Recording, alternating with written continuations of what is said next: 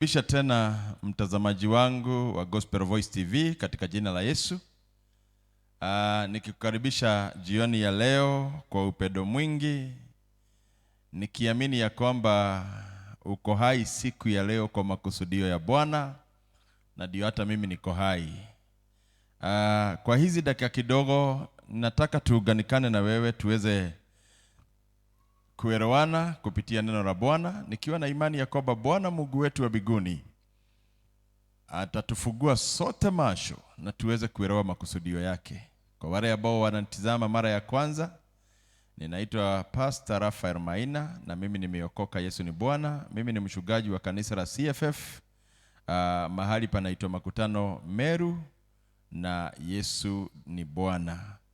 Nataka nikuletee ujumbe ambayo Bwana amenisaidia kuhusiana na malezi, na kwa hivyo kichwa cha ujumbe wetu jioni ya leo ni misingi ya malezi. Kichwa cha ujumbe wetu jioni ya leo ni misingi ya malezi, na tuweze kuomba. Baba, ninakutukuza kwa wingi wa fadhili zako, hata kwa rehema zako maishani mwetu. Ni asante pia kwa ajili ya makusudio yako, na ninaomba ya kwamba jioni ya leo unipatie neno ambalo litawezesha watu wako kuelewa misingi ambayo iliyoko katika maandiko, na itatusaidia tuweze kuishi na kuweza kulea kizazi ambacho kitakutukuza. Naomba unitumie kama shombo na ujitukuze kwa utukufu wako, na ni kwa Yesu aliye Bwana na Mwokozi wetu tumeomba, tuseme amen. Ni vizuri tuseme hivi ya kwamba kila mtu ambaye ni mzazi amepewa responsibility na Mwenyezi Mungu ya kulea watoto. Na unakuta ya kwamba kuna mtu katika uso wa dunia ametafuta watoto na Mungu amemnyima. Mpaka kuomba ameomba na hakupewa. Na si ati kuna makosa amefanya ndio aweze kukosa watoto. Ni Mungu alionelea hivyo ya kwamba siweze kumpatia mtoto. Hata hivyo kuna mwingine amepata watoto hata zaidi ya wale alikuwa amepagia. Yakoba, mtu amesema Yakoba, ninataka watoto 3, lakini in the course of life ukajikuta Yakoba umepata watoto 5. Kuna mtu alikuwa anataka watoto 2, akajikuta amepewa watoto 7. Kuna mtu alikuwa anataka watoto 7, akajikuta amepewa mtoto 1. Na baada ya kujaribu mbinu zote aweze kuongezea, aweze kupata watoto 7, akakuta ya kwamba haiwezekani. Hivi ni kukuambia ya kwamba unapojikuta katika ile hali na unajikuta wewe ni mzazi, lazima uelewe ya kwamba kuna mamlaka iliyoko juu, na ni mamlaka ya Mungu ambayo imewezesha mmoja kupata mtoto na ikamwezesha mwingine asipate. Lakini ukweli ni huu, ndio kuna mambo inaweza kuwa imefuga mtu asipate mtoto, maana Mungu hawezi danganya. Alipoumba mwanadamu alimpatia kazi katika maandiko, in the book of Genesis chapter 1, akamwambia nedeni muzae mujaze dunia. Na kwa hivyo kila mwanadamu aliyoko katika uso wa dunia ako na mandate hiyo.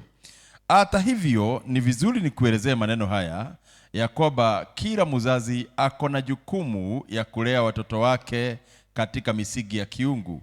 Na watoto wakilelewa katika njia ya kiungu, jambo hilo hufurahisha Bwana.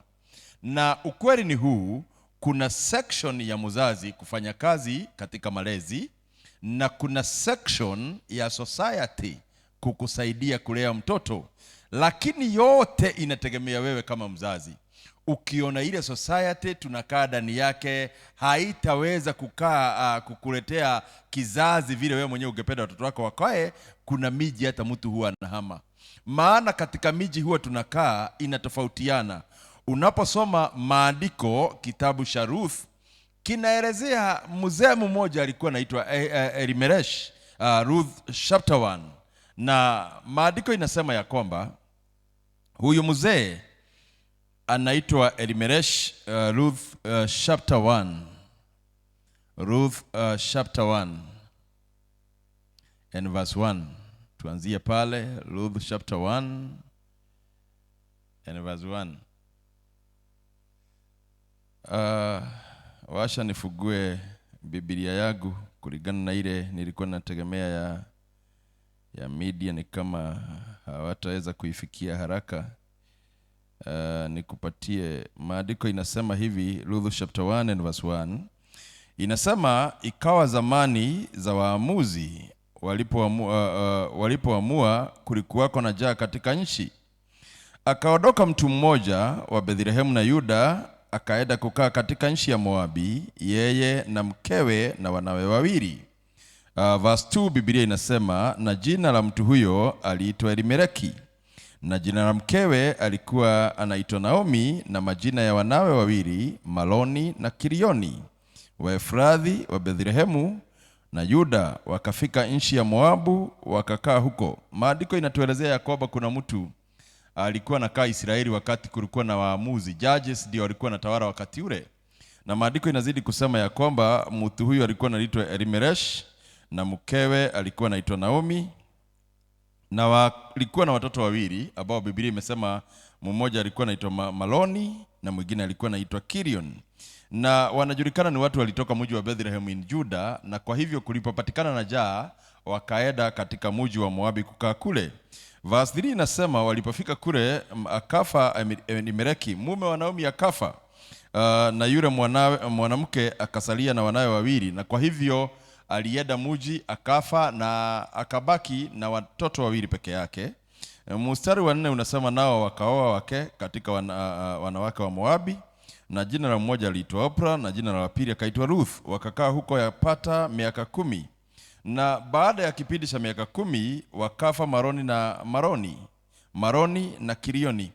Nataka uone mtu ambaye amepewa watoto na wakagojewa tu waoe, na walipooa watoto hao wakafa, akawashiwa wasichana wawili, na huyu mama anaitwa Naomi. Na kwa hivyo nikukwambia kwamba kuna miji unaweza kaa ikukulia watoto. Kuna miji unaweza kaa ikukulia watoto. Huu mji walitembea, mji wa Moabi. Unaonekana ya kwamba ulikuwa na kisirani na mtu ambaye anaitwa mwanaume. Maana Naomi akienda kule ni njaa alikuwa anatorokea, lakini akafika kwa mji, na mji huo ukakula wanaume wote waliokuwa katika nyumba ya Naomi. Ukamkulia mumewe na ukamkulia watoto wake wawili. Na miaka 10 ni kipindi kidogo. Nataka uelewe hivi, Naomi amepewa watoto na Mungu, lakini haambiwi watoto wake wataishi miaka gapi, na mwishowe hao watoto wakakufa. Ni vizuri kila mmoja wetu afahamu haya, ya kwamba umepewa responsibility na Mungu wakati umepewa watoto uweze kulea. Mwandishi wa Proverbs chapter 22 and verse 6, mwandishi wa Proverbs Methali 22 mstari wa 6 ameandika na akasema hivi, mlea mtoto katika njia impasayo, naye hataiacha hata atakapokuwa mzee. Na kwa hivyo ni mzazi hapa anaongeleshewa ya kwamba uko na jukumu ya kulea mtoto katika ile njia impasayo, na huyo mtoto atakapokuwa mkubwa huyo mtoto hataiacha hiyo njia. Hiyo ni kukwambia ya kwamba responsibility yako kama mzazi, wakati mtoto atakuwa mdogo, wakati mtoto anasonga, uko na jukumu la kufuatana na huyo mtoto ili uhakikishe umetimiza hiyo. Maandiko imesema ya kwamba kumlea mtoto. Kumlea ni kusema ya kwamba kuna vitu utaketi chini na mtoto, umukalishe chini, umuonyeshe huwa inafanywa hivi. Na ndivyo ukiangalia madarasa yale ya hawa watoto wadogo kule shuleni, unakuta kuna michoro ya aina mingi wamewekewa, kwa sababu kuna vitu mtoto anasoma na macho. Wewe mzazi ambaye unanisikiza siku ya leo, katika misingi ya kulea, tafadhali, ni makosa makubwa sana ya kwamba mume na mke wanagombana mbele ya watoto. Mume na mke wanagombana mbele ya watoto. Ni hatari kubwa sana wakati mzee anapiga mke wake mbele ya watoto. Ile pisha utawapatia wataishi nayo. Ile pisha umewapatia, ile vitu wameona kwa doa, ndio unakuta tunalea kizazi kinasema ya kwamba hakina haja na doa. Si ati kwa sababu ya kitu kingine, wameona masubufu, wazazi wamesubuana mbele ya watoto, mpaka watoto wakafika mahali wakasema ya kwamba mimi nimeamua kuishi hivyo. Wameona masubufu ambayo mtu anaigilia doa ya watoto wake, mpaka mtoto anasema ai, kama ndoa ya ndugu yangu mamagu ameigiria ikakaa hivi, na ninajua ni mamagu anaigiria, mimi sitaoa kuliko niigiriwe na mimi hivyo. Mpaka unakuta ya kwamba watoto wanakosa liberty na wanakosa madhumuni ya kuingia kwa ndoa. Kwa sababu gani? Wamekuta ya kwamba ndoa imeharibiwa na wale wanaishi katika ndoa. Biblia inasema lea mtoto wako katika ile njia impasavyo. Hivi ni kusema hivi, as a parent, number one, you have a responsibility of creating godly environment in your home. Kama mzazi uko na jukumu ya kutengeneza hali ya kiungu katika jamii. Hivi ni kukwambia kwamba kama uko na mtoto, ninakuomba katika jina la Yesu, fundisha mtoto wako kutengeneza ama kwenda kanisa, na umuonyeshe umuhimu ya kukaa katika kanisa. Kuna vitu huwa tunafanya tukiwa wazazi, hata kanisani unakuta ya kwamba hiyo kitu haifai, na mzazi anaifanya bila kujua huko mbele itakuwa na effect katika maisha ya mtoto wake. Mimi ningependa nikuulize, huyu mtoto amekukuta wewe mzazi ukiomba, umepiga magoti ni kuomba unaomba, na wakati huo unaomba ndio umezama ndani, anakuja kukugoga, maana ni mtoto mdogo, alafu anakuitisha simu. Ukiona hutaki ya kusubue, unashomoa simu ukiwa kwa maombi, unamkabidhi aende akacheza game. Na hiyo kitu umeifanya, siku ile atakuwa mkubwa, utatumia binu gani kumwambia kwamba mtu akiwa kwa maombi hasumbuliwi? Utatumia binu gani kuheshimisha Mungu wako kwa watoto ambao unalea? Kuna sehemu tunafanya kama wazazi. Nimeongea hivi kama mchungaji, maana nimeiona kanisani. Unakuta mtoto amekuja na mzazi ameingia kwa maombi, mzazi mpaka anakata maombi, na unakuta ya kwamba haoni kama kuna kitu kimefanyika kibaya. Fundisha mtoto wako kumheshimu Mungu. Maandiko imetuambia ile njia utamulea akiwa mkubwa hata iondokea. Ukimlea mtoto katika misingi na njia za kiungu, akiwa mkubwa hata iondokea. The only thing that you can do better for your children ni kuwapatia Mungu wako. Ni kweli unaweza wapatia mali, unaweza wapatia nyumba. Ni kweli unaweza wapatia mali, unaweza wapatia magari. Ni kweli unaweza wapatia mali, unaweza wapatia mashamba. Lakini the only big treasure, kitu kikubwa urithi unaweza wapatia watoto wako ni Mungu wako. Na ni makosa makubwa sana ikiwa wewe ni mzazi unazama kanisani kwa maombi, lakini haujaifundisha mtoto wako hata siku moja kuomba. Yaani mtoto anajua vipindi vyote vya TV, lakini hajui kuomba. Mpaka akiambiwa maombi anaibika. Na sio hiyo tu, kuna mzazi mwingine unakuta ya kwamba ni kweli ni wa kanisa, lakini hata chakula nyumbani, kwa nyumba yako chakula huwezi ombea. Unasikia ya kwamba umeambiwa muombe chakula, unasema ni mama ataombea. Ni makosa makubwa ukiwa uko katika hiyo hali na katika hiyo njia. Ni kusema ya kwamba yule mtoto utamlea hata kuwa na shembe za Mungu. Uko na jukumu kubwa kama mzazi kuongoza watoto wako katika njia za Mungu. Uko na jukumu kubwa kama mzazi kuelewa ni nini inakuaga kwenye mawazo ya mtoto wako. Na hatari kubwa ni ya kwamba tumeachilia watoto wetu. Unakuta mzazi, nimekutana na mzazi ambaye ni mtoto ameniambia ati ya kwamba tunajitayarisha kwenda kanisani mapema, lakini mama anasema ni mapema ya kwamba tukae nyumbani. Nataka nikwambie maneno haya. Jukumu la kulea watoto katika misingi ya kiungu ni jukumu lako. Na ukiwa baba na ukiwa mama in a family, you have a responsibility to create a godly environment. Hakuna mtoto anatakaga kukaa kwa familia ambayo iko na vita. Hakuna mtoto mnamuigiza kwa vita ambayo si ya kwake. Hakuna mtoto hupenda kukaa kwa family ambayo kila wakati ni kuinuana. Yaani mpaka akienda shuleni anasikia vizuri akiwa shule ya boarding, maana ameondokea makelele.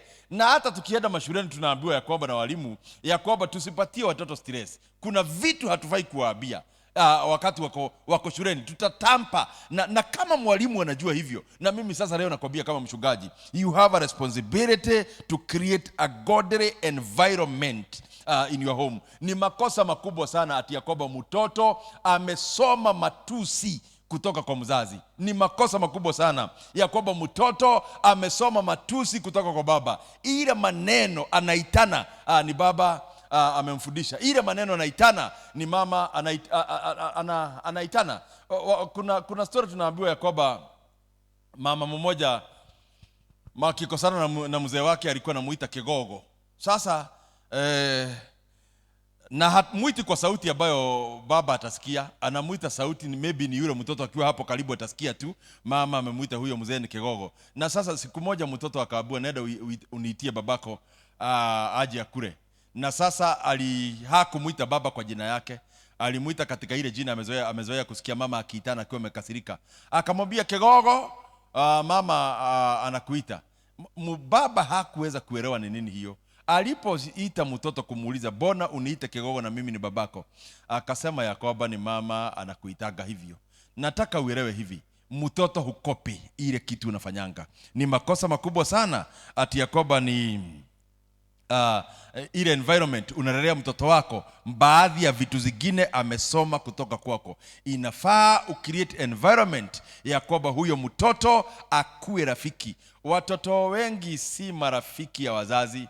Yaani mtoto anaweza funguka kwa watu wa nje zaidi kuliko vile anaweza funguka kwako. Hivi ni kukwambia kwamba akipata changamoto hakuoni kama mtu ambaye anaweza suluhisha hizo changamoto. Hii ni kusema ya kwamba environment ambayo umetengeneza nyumbani si ya kupendeza. Ninaelewa ya kwamba ninaongea na mzazi na wazazi wengine wanakunywa. Mimi ningependa nikwambia kwamba familia yako ndio kitu cha dhamana ambayo Mungu amekupatia. Biashara huwa zinakuja na zinaanguka, na kazi ambazo tunawekeza sana, tunapeana masaa yetu mengi kwenye ile kazi tumeajiriwa, mwishowe hufika mahali kazi inafika mwisho. In reality hata ukizeeka utarudi kwa watoto wako, utarudi kwa watu wenu. Mtu hutengeneza misingi ya kiungu kwa watoto wake. Ukilea mtoto katika misingi ya kiungu, reality ni hii, atakapokuwa mkubwa, maandiko imesema ya kwamba hataweza kutoka katika hiyo misingi. Number 2 katika misingi ya kulea watoto, nitasema ya kwamba ni lazima mwanaume atengenezwe na mwanaume. Katika misingi ya kulea watoto ni lazima mwanaume atengenezwe na mwanaume, na ni lazima mwanamke atengenezwe na mwanamke. Hivi ni kusema hivi, kama unataka kijana wako siku moja akuwe mwanaume kamili, wewe baba unayenisikia, you have to walk with that young man. Washa asome kwako vile mtu huwa anakaa kama baba. Ni makosa makubwa sana ya kwamba huyu kijana wako wa kiume akiwa nyumbani ako na house girl, wewe utaingia masaliti kwa sababu ya shughuli ya kutafuta chakula. Akitoka nyumbani akiingia shuleni ako na mwalimu ni mwanamke. Atakapotoka afuge shule, anapelekwa kwa shosh, akakae kwa shosh sio mwanaume, ni mwanamke. Yani nyumbani yako na dada ni house girl, shuleni yako na dada ni mwalimu. Akienda kwa shosh, anakaa kwa shosh, naye ni mwanamke na ni kijana mwanaume. Misingi yake, kuna wakati utakuta ya kwamba ako na hisia za kike kuliko hisia za kiume. Ni kwa sababu gani? Ni kwa sababu ya mazingira. Uhalisia ni huu, siku moja utamkuta ametoboa masikio, na akitoboa masikio utauliza nani? Na ulikuwepo kama baba. Siku moja utamkuta ya kwamba ameshoma nywele, siku moja utamkuta amenunua nguo ambazo sio za kiume. Nimekutana na kijana mmoja siku moja, nikakuta ile kiatu amenunua kisigino iko juu sana, kiatu ya kawaida ya mwanaume kisigino iko juu sana, na nikamuita nimuuliza maswali, nikamuuliza na akili iliniambia ama huu kijana ni homosexual, bona anunue kiatu inakaa hivi. Na nilipomsikiliza hata hajaingia katika hiyo misingi. Tofauti ni hii, hajakaa na wanaume mahali, hajapata hata kuelewa nguo za wanaume zinakaa hivi, na ni mtu ambaye ako na baba. Hii ni kusema ya kwamba ili aweze kununua kiatu cha aina ile, hajaweza kutofautisha jinsia ni hii, jinsia ni hii, na ni mtu mkubwa, ni mtu ambaye alikuwa ako kwa college. Ni nini imefanyika? Kuna misingi ya malezi ilipotelea mahali. Ukiwa mwanaume, ni jukumu lako kuhakikisha ya kwamba umelea watoto wako katika ile misingi ambayo wanaume wanafaa kulea unaelewa? Hii ni kusema ya kwamba utamweka katika misingi, utamfundisha njia ambazo ni za kiume. Usipofanya hivyo, usione ati Yakoba mtoto umemwakuta wakicheza na watoto wengine wadogo, alafu unakuta Yakoba maana ako na sister, alafu naye amejipaka lipstick vile tusista tuwake tudogo tulichukua lipstick ya mama tukajipaka, alafu useme ati ni hali ya utoto tu kawaida. Ni jukumu lako kuchukua hatua kutoka pale.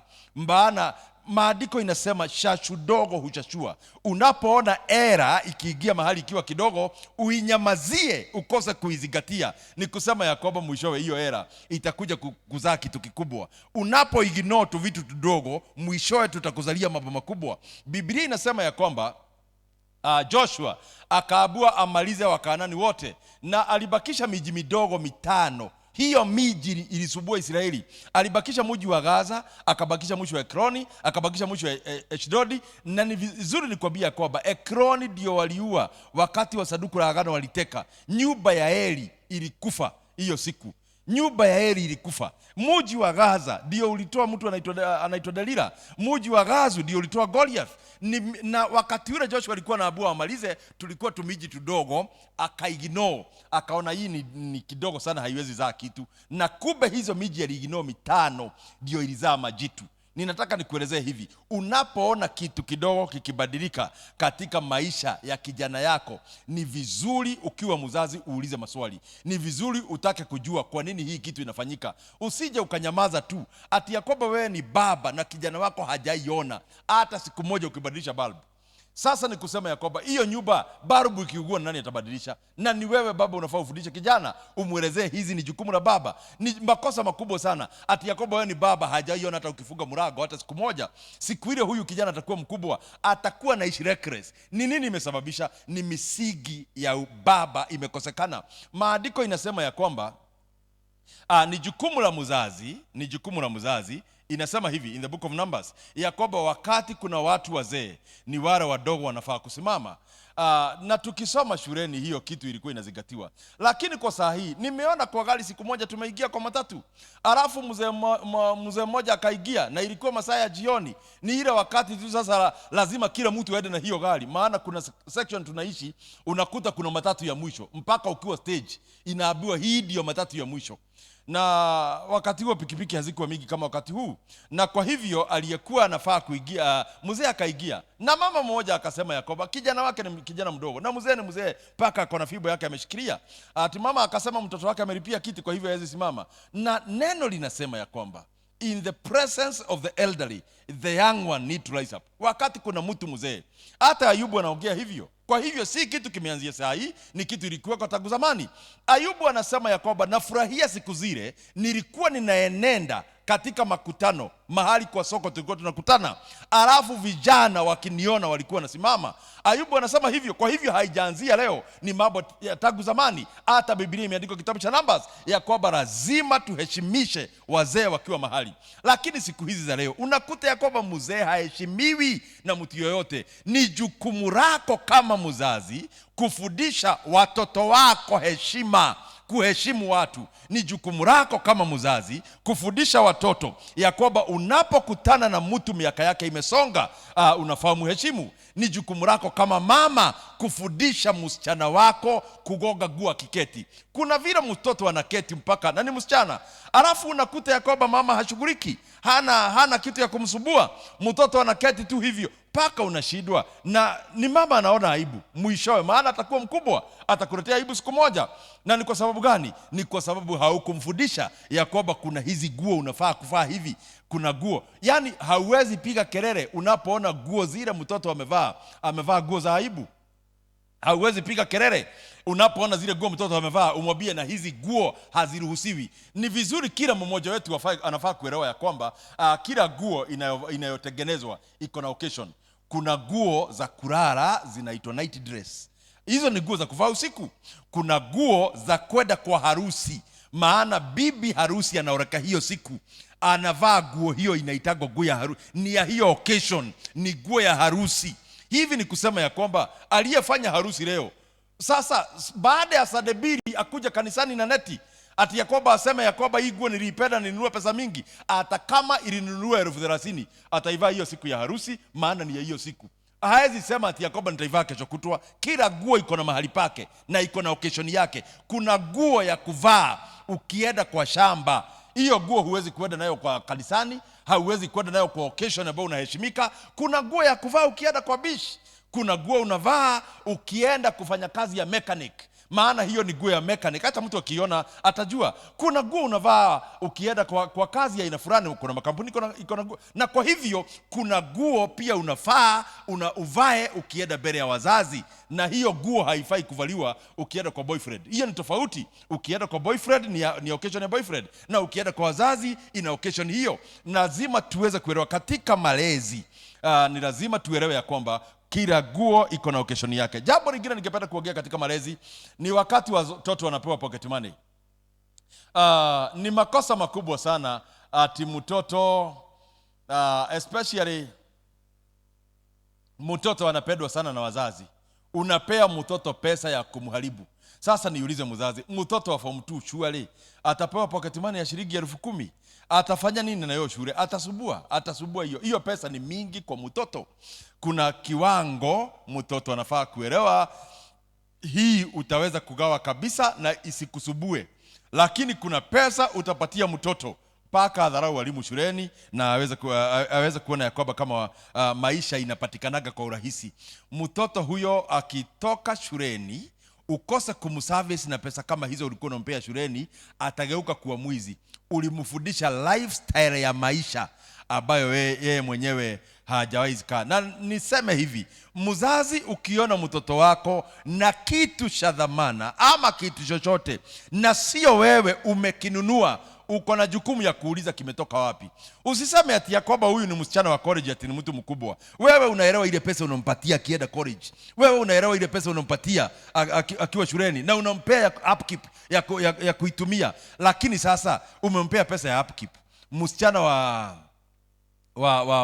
wa first year college ama second year college, alafu amekukujia na dress, hata wewe mwenyewe ukiangalia hiyo dress ni ya shilingi 15,000. Hata akikwambia ni project walisijua walifanya shuleni wakazawadiwa, hiyo pesa ni mingi. Hawezi nunua nguo ya aina hiyo. Ni lazima mzazi ulee mtoto wako katika misingi ya Mungu. Na misingi ya Mungu ni kusema ya kwamba kuna kitu mtoto atakwambia, umuulize swali. Na akijibu ulize lingine. Hawezi kukujibu mara 4 bila wewe kuelewa kama ile kitu anasema ni ukweli. Ni jukumu lako kuhakikisha ya kwamba ile pesa nimepea mtoto wangu haiwezi mharibu. Ati mwalimu mwingine aliniambia mpaka mtoto fulani ati kwa shule anaitagwa rich kid. Mtoto mpaka walimu wamemnikinemu na wanafunzi wanamuita rich kid kwa sababu ya ile pesa anakuja nayo shuleni. Ati mtoto amenunuliwa ati birthday yake mzazi umemnunulia a necklace ya gold worth 40,000 na unamletea risiti aone ni worth 40,000. Mtoto huyo utaharibu maisha yake, na umemharibu kwa misingi ya ile pesa unafaa kumpatia. Na niseme hivi, kuna tabia inakuaga na watoto haiwezi tolewa na kitu kingine isipokuwa kiboko. Ni jukumu lako kama mzazi kurekebisha mtoto na kiboko. Lakini akifikisha miaka 10 inafika level ya kwamba sasa ni upige kelele. Maana kuna wakati utaenda kumpiga kushikia hapa, na wakati huo akona nguvu kushinda, ni wewe utaibika. Na akishajua amekushinda, sasa uelewe umekwisha. Ili isifike hapo mtoto akiwa mdogo apigwe na kiboko, Biblia inasema ya kwamba hawezi kufa akibikwa na kiboko ya mzazi.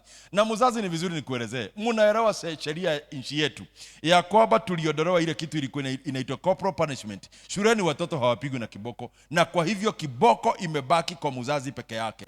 Na ni jukumu lako kama mzazi kulea mtoto wako katika misingi ya kiungu. Na ukifanya hayo tumeongea, nchi yetu na kizazi ambacho kitakuwa mbele yetu ni kizazi ambacho kitapendeza. Washa nikuombee. Baba, katika jina la Yesu, ni asante kwa sababu ya fadhili zako na wema wako. Nina imani kubwa ya kwamba yale maneno nimeyaongea itasaidia mjakazi wako na kulea mtoto wake katika misingi na njia ya kiungu. Na mimi ninaomba ya kwamba nuru yako imwangazie huyu mzazi ambaye atachukua jukumu la kulea mtoto wake katika njia inayopaswa. Na ninaomba ya kwamba umbarikie hata huyu mtoto. Nikiombea watoto wetu kwa jumla ya kwamba hawatapotea, watashika njia ya ukweli na ya haki, na watakuzalia matunda ya utakatifu. Pokea sifa, umetenda. Na ninaomba hata huyu mtoto ambaye ameshida mzazi wake, Bwana, kwa neno lako jioni ya leo ya kwamba uweze kuregesha huyu mtoto katika njia za kiugu kwa utukufu wa jina lako. We bless you for you have done it. In Jesus name we pray. Amen. May God bless you. Ninaitwa Mchungaji Raphael. Ukitaka kusaidia hii program unaweza tuma support yako kwa hii namba 22218 7238 hash. Itatoa jina Christian Foundation Fellowship, ama utumia hii namba 0725 000070. Kwa hiyo namba unaweza tuma support ama uandike message peke yake, sio kupiga, kuandika message peke yake na utabarikiwa. May God bless you. Bye bye, na watoto wako wakuwa baraka katika jina la Yesu.